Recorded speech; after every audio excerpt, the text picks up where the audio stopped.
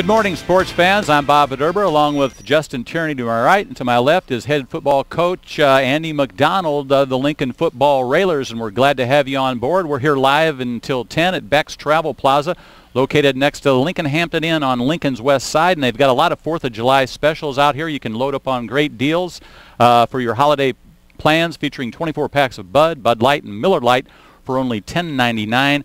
And after a $4 rebate, you can get $12.99 Keystone Light 30 packs and Natty Light 30s, along with all flavors of ice cold 32-ounce Gatorades. And nice to have you on board this morning, Coach McDonald. And I brought in my old Lincolnite from the '65 football team, and that was a great team. They had 6 wins, 2 losses, and 1 tie, and that was the opener against Landfair in a 0-0 tie. But your father coached that team, and of course you know he was also the athletic director, and of course a lot of the alumni will come back from time to time to talk to you, and I know that they enjoyed being football railers for your father, head coach Gene McDonald. Yeah, I've been very blessed to hear from some of those alumni over the last year, and it's been really neat to hear the stories and the nice words about Dad that former players had from him, and I appreciate you bringing that in, because if I've seen that, it's been a long time. That was before my time, but I've heard about that team quite a bit. Well, and as I told you, he had a couple of unique guys on his coaching staff, a former Army sergeant and a former Marine Corps sergeant, so there was a different diversity in some of the workouts for that team. I'm sure. I bet. Justin, you have some questions for the coach? Yeah, Coach, how's the off-season stuff going this year? Probably haven't started too much yet, or tell me how it's going? Or? Well, right there at the 1st of June, we start off with our workouts, and we had a night of doing some physical testing in the weight room, and went real well, and the guys worked real hard and put forth a lot of effort. We had kind of a special night this year where we brought in one of those alumni. Mr. Gary Perdue came all the way from Ohio to speak to the kids. He was a graduate of 1968, I believe, and came and spoke to the kids and just gave them a real positive message about what football has done for him and being a Lincoln football player, how much pride he had in doing that, and bought us all pizza and had a nice night. And we've been working out the last few weeks in the weight room, and the kids come in, work out about 2 hours a day, Monday, Wednesday, Friday, and they're going real hard. Been real proud of them. Cool. Anything different this year than last year? Obviously, this is I think your 2nd year now, right? Yes. So, you've got a year as a year of experience as a head coach now. Have you made any changes for that? Nothing drastic, I guess. Our conditioning this summer is a little different than what we've done in the past. Kind of a different way. We're really trying to develop some not only conditioning and strength throughout the summer workouts, but just mental and physical toughness through our workouts, and to get the guys are responding very well to it. Trying to up the energy level, the leadership roles of guys, and the weight room is a great way to do that. And so we'll spend some time in there. Then we go out and do something outside, competitive, fun, and just to get those competitive juices going, before the first game. It's just what I was thinking. Is I got to think right now is a big time for competition for some of those open spots. You know what I mean? That's where you make your impressions. Is usually in the off season. Usually by the preseason, I think in the high school level, a lot of coaches, they know what you can do. They have a good idea. They want to have a plan in place so they can start game planning and things like that. But right now, it's got to be a time where kids can make an impression on you for that open spot that they're really competing for, right? Sure. I mean, because they are right now, the guys that are here, they're showing their mental and physical toughness. They're showing their coachability. They're showing their willingness to step up and be leaders around their peers, to commit to being there and working hard. And their buddies are right there in this controlled situation in a weight room, and they all see each other and how hard they're working. And that's where they develop a lot of trust for each other, which will come into play when you get out on the field, and you've got to trust the guy next to you to do what he's supposed to do. That's always a big key too. You mentioned having your buddies there. Sure. I mean, you bring one guy, well, he brings a second guy, and then all of a sudden there's 3 guys, and now you've got a party. Now It's fun. Now it's a team function instead of a few guys here and there function. So I'm sure that's a big thing too, is getting consistency out of a few guys to always be there, always be the leaders of those workouts. I can remember when I was in high school, we had a kid named Lance Augustino, and Lance was just a magnet for people. He's out in Vegas now, but he's just a people person. So he would bring George Vanos, and of course everybody knows George Vanos. So then George is bringing guys like Colin Neitzel and Nathan Workman, and all of a sudden now they've got that whole group there, and it makes a big difference when you got a few guys that can really be the leaders of that and can really, you know, kind of enforce attendance in a way that a coach is not going to enforce attendance. That's they are going to be more accountable, I think, to their teammates than a coach, you know, harping on them. You know, you need to be here, you need to work hard. We do that, but again, it's going to be more meaningful if the guys right next to them that they're peers with are being that type of leadership with them. Sure. Coach, will you participate in the 7-man passing leagues this summer? We will have our own on June 21st or July 21st. Then the next weekend we go to Washington and compete in a really large one there that we've done the last few years. We've got about 3 dates coming up here in the middle of July where we'll go and just visit a team and kind of play one-on-one with them, 7-on-7. And you know, those are it's kind of a double-edged sword, I guess. You obviously you get in a whole lot of passing. You get to play some defensive coverage. They're non-contact. There's no running the ball, so it's a part of football that you get to work at, and you get to be competitive with it and work on your reaction times. Coach McDonald, when can you legally start practice, and do you start them with 2-a-days? August 8th is our first official day of practice. The night before that, we'll have a kind of a meeting and a pizza party and maybe watch a movie, something like that, to kind of get them ready, and then the next morning we start. And that's when we start with our 2-a-days. The past few years, we have basically lumped it into a long morning section where they come in early, a couple hours on the field, give them a 45-minute break, and go back on the field so that they don't have to leave. And they're basically there from 7 to maybe 1. They got the rest of the day to recuperate for the next day. We're probably looking at doing that again. We may change that up a little bit just because of you know, a lot of our coaches are not teachers and can't get that time off in the morning. So we may have to adjust that and maybe go back to the more traditional style this year, where we have maybe a morning practice and an afternoon practice where we can get our whole staff there. And maybe it'll cool down a little bit by that time. This is world record or Logan County record temperatures going on right now. Sure, and the benefit also of having those morning practices and being off the field by 1 is that usually the heat hasn't really kicked in quite as much by then. Coach, you mentioned your coaches. I know that you guys made a little addition to the coaching staff, and a friend of mine, Jake Harnicky. Jake, a lot of Railer fans may remember, a pretty darn good quarterback here for the Railers 3 or 4 years ago now. It doesn't feel like that, but he's been out of college and was a starting quarterback for a few years over at Culver Stockton College.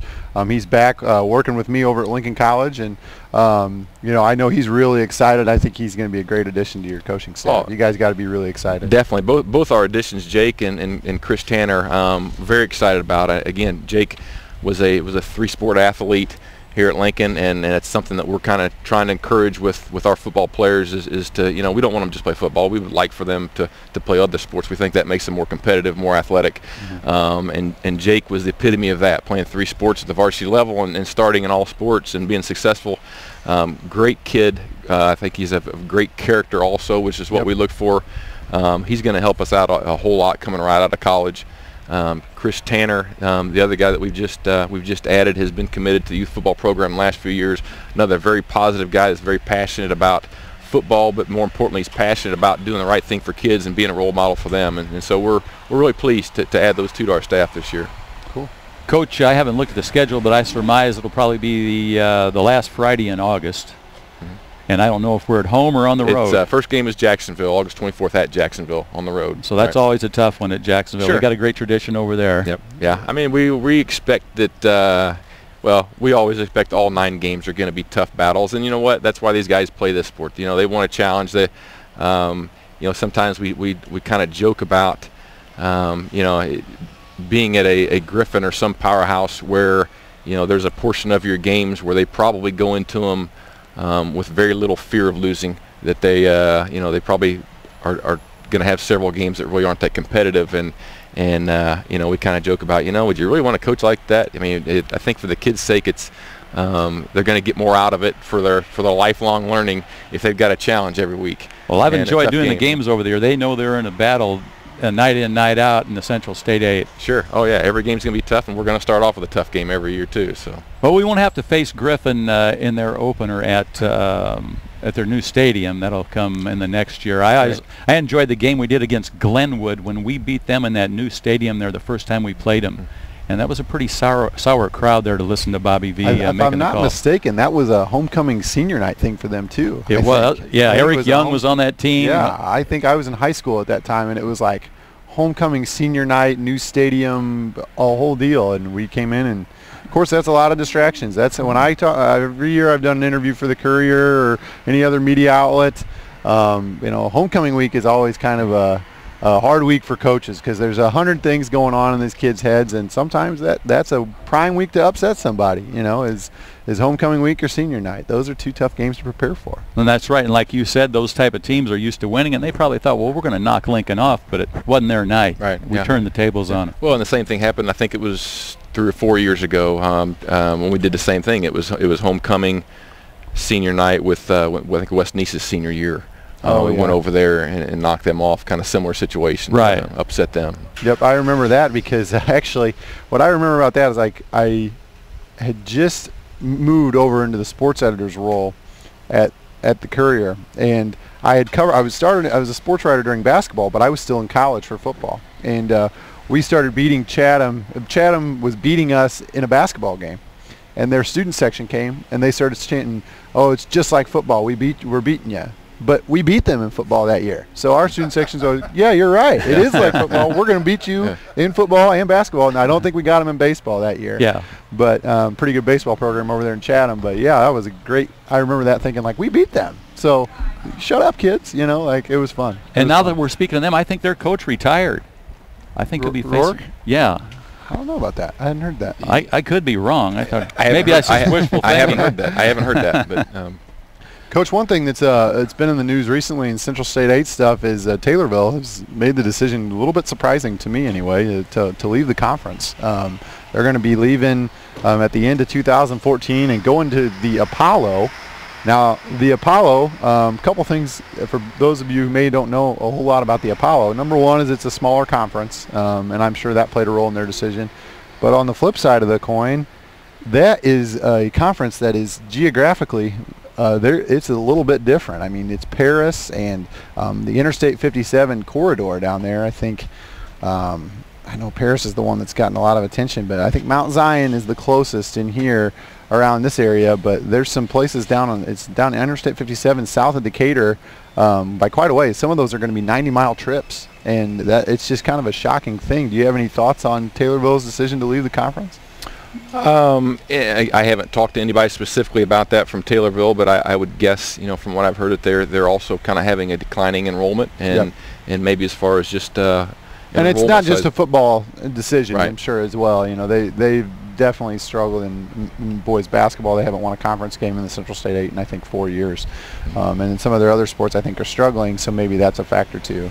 Yeah, I would think that's probably just they feel like maybe they can be more competitive in all those sports, in all their sports, and be able to match up at least with the size of the school enrollment wise. Mm-hmm. And that's something that Lincoln deals with too. I kind of look at that as you play the hand you're dealt. You know what I mean? So I'm not saying that Taylorville's got to make the best decision for Taylorville, but I was just surprised that they would, because they've had good years in the Central State 8. Mm-hmm. They've had some successful teams. They've had playoff teams and things like that. So I was surprised when I heard it talk, and a lot of these things are discussed, but very few times I think these things actually come to fruition. So they're gone though. Right. It's going to be weird to not have Taylorville in the conference. Sure. The name of the conference will fit a lot better than Central State 8 again. Right. We've got Rochester in. Yeah, we'll have Central State 8 instead of a Central State 9, but it'll be interesting to see 2 or 3 years down the road, and that gives you another non-conference game that you'll be scheduling. Right. So, right. Who is the non-conference game? Canton again this year? That's Olympia this year. Olympia. Very cool. Right. That's cool. A little Logan County battle. Sure. Some of those Logan County farm boys competing against each other. Yeah, I know years ago, I think my junior and senior in high school, we played Olympia, and so I don't know if they've played since then. I assume that we probably have at some point in the last 25 years. But and if you get lost driving over there, just look for the water tower and the football lights out in the middle of nowhere. That is out in the middle of nowhere school. Yeah. If you have any questions for the coach, I believe, Jim, we're at 737-3791. That's 737-3791. We're out here at Beck's Travel Plaza, and we'll be here till 10 o'clock. We'd like you to enjoy Dollar Godfather's breakfast pizza slices and free fountain drinks from 9 to 10. Beck's Travel Plaza is located next to the Hampton Inn in Lincoln, so stock up on all of these great 4th of July stock-up specials. For more information, 24 hours a day, 7 days a week, 365 days a week. Phone Beck's Travel Plaza at 217-732-3759. Yeah. We're going to take a break, and we'll be back here in the cheap seats in 60 seconds.